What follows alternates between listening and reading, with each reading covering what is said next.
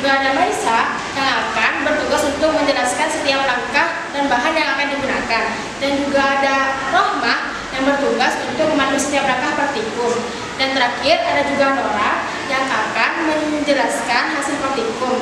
Oke, pada kesempatan kali ini kami akan melakukan praktikum kimia yang berjudul reaksi eksoterm. Tujuan kali ini adalah untuk mengetahui bagaimana proses perpindahan energi dan sistem ke lingkungan pada reaksi eksoterm dan melihat melalui banyaknya oksigen terhadap lama pembakaran. Oke semuanya, saya Sofa. Di sini saya akan menjelaskan konsep dasar praktikum kita kali ini, yaitu reaksi eksoterm. Jadi, reaksi eksoterm adalah reaksi kimia melepaskan energi dalam bentuk panas ke lingkungan. Salah satu contoh sederhananya yaitu pembakaran lilin. Saat lilin dibakar, lilin yang mengandung hidrokarbon akan bereaksi dengan oksigen di udara, sehingga menghasilkan karbon dioksida, uap air, dan panas. Nah, panas itulah yang kita rasakan saat kita berada di dekat api lilin.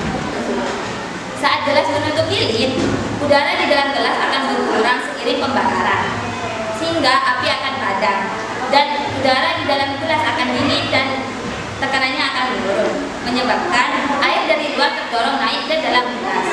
Untuk lebih jelasnya, mari kita simak video-video. Oke guys, saya Maisa. Di sini saya akan menjelaskan tentang alat dan bahan yang akan digunakan pada praktikum kali ini.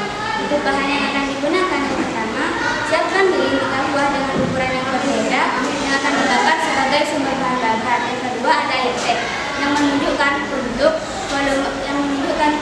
perubahan tekanan udara pada reaksi yang terjadi. Sedangkan untuk alat yang akan digunakan, siapkan piring 3 buah untuk sebagai tempat wadah lilin dan air. Yang kedua, gelas ukur untuk menentukan volume air yang akan digunakan. Yang ketiga, gelas bening 3 buah yang akan digunakan untuk menutup lilin.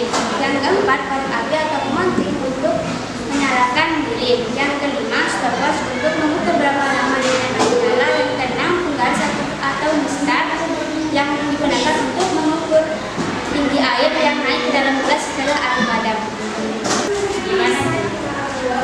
Baik, saya Siti Rohmah. Saya di sini akan memandu praktikum yang akan dibantu oleh Safa Winda.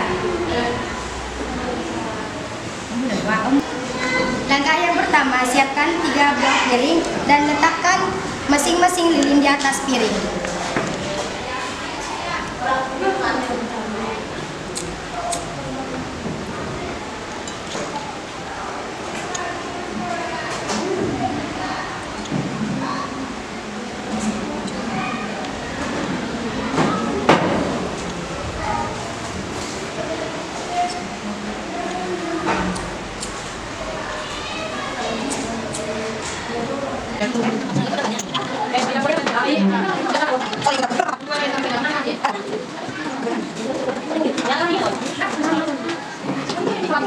Langkah yang kedua, isi masing-masing piring dengan air teh menggunakan gelas ukur sebanyak 100 ml.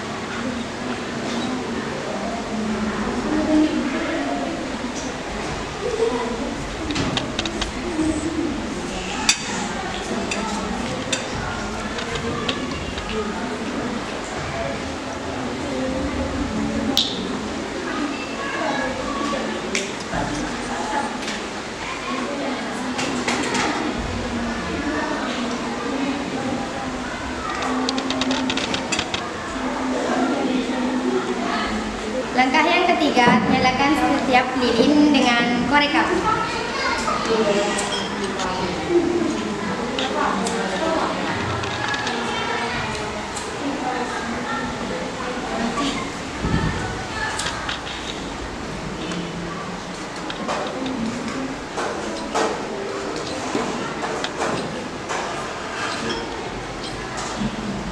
Setelah lilin menyala, kita tutup dengan gelas bening.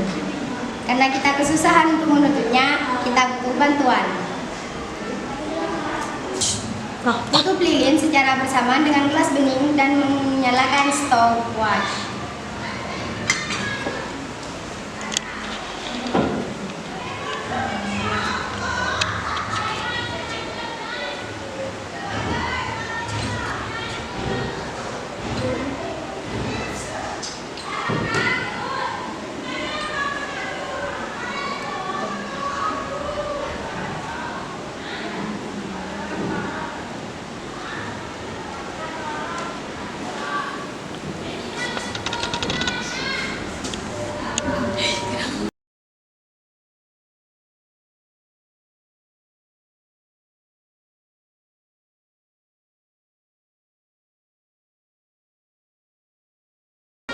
Selanjutnya, ukur ketinggian air dengan menggunakan penggaris.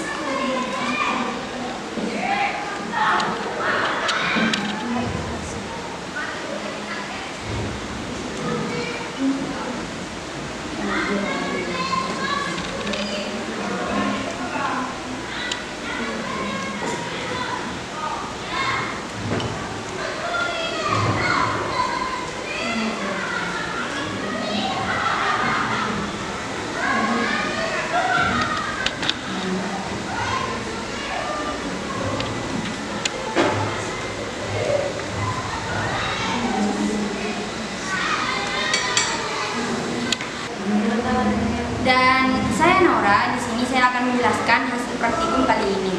Oke semuanya. Pada lilin kecil, api cepat padam dikarenakan oksigen dalam gelas itu cepat habis. Meskipun oksigen yang terbakar sedikit, tapi karena cepat habis, tekanan udaranya dalam gelas itu cepat menurun, sehingga air naik lebih banyak. Pada lilin sedang, waktu nyalanya sedang, dan kenaikan airnya juga sedang. Sedangkan pada lilin yang besar, menyala paling lama dikarenakan membakar oksigen lebih banyak dan menghasilkan panas lebih besar. Akibatnya, udara dalam gelas tetap panas lebih lama. Jadi, tekanannya turun lebih lambat dan air naik lebih sedikit.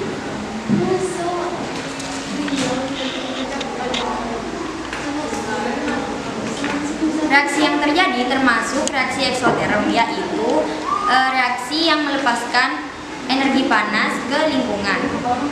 Secara kimia, reaksi pembakaran lilin tersebut bisa dituliskan sebagai C25H52 plus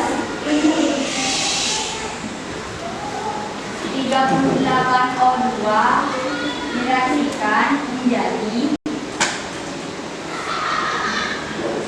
5CO2 plus 26H2O plus energi